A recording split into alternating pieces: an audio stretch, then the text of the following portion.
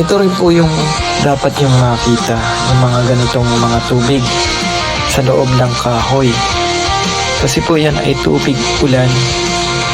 Ang kagandahan po niya, nakalagay po siya sa kalikasang puno. Kaya gusto rin po yan ng mga elemento na mababad po sila diyan. At dito, makikita nyo na naglalakbay ang ating camera, ano? At ang ating bato umumbulik ay pinapasyal po muna natin dito para mas higit siyang maging maaliwalas. Ayun po. Dito po yan sa dati kong nakikitaan ng mga mutya.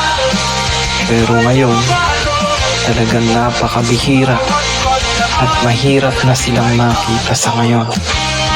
Kaya naman po tayo ay lumalayo pa ng sobrang napakalayo para lamang makapaghunting dahil nga po sa kadahilanan na talagang naubos na ang mga likas na kalikasan dito sa amin. Kaya naman pinapasya lang muna po natin ang ating bato umumbulik para naman siya ay malibang at hindi palaging nasa loob lang ng bahay. Paminsan-minsan o kung kinakailangan ay lagi-lagi niyo po silang dalahin. Ayan ang pinakamaganda para sa kanila. Ang makapasyal sila sa mga ganitong maaliwalas na lugar at napakasariwa ng hangin. At ganoon din naman ang mga tubig ulan na nakaiipon sa mga kahoy or sa mga butas ng kahoy. Nandito naman po ang mga mutya ng ating kaibigan na kanyang pinakakawalan na.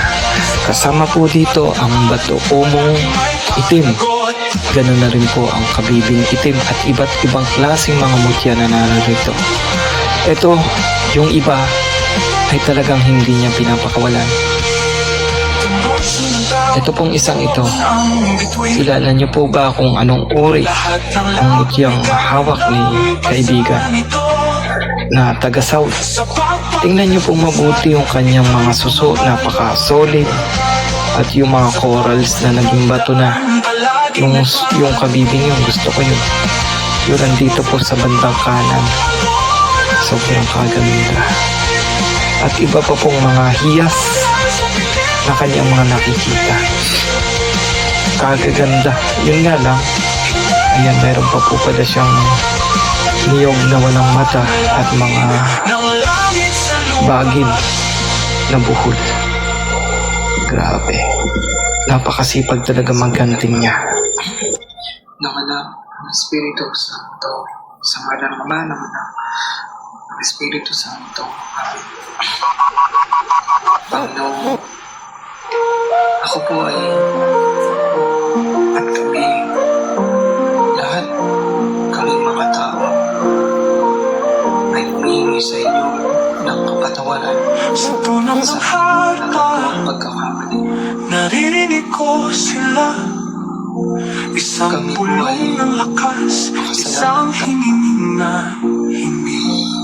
O Panginoon, at ginto sa sakit na liwanag, ang kanyang pakpak nagbibigay sa amin ng lakas upang maging matatag po kami sa lahat ng aming hinaharap ngayong mga problema at pagsubok sa buhay kalungkutan.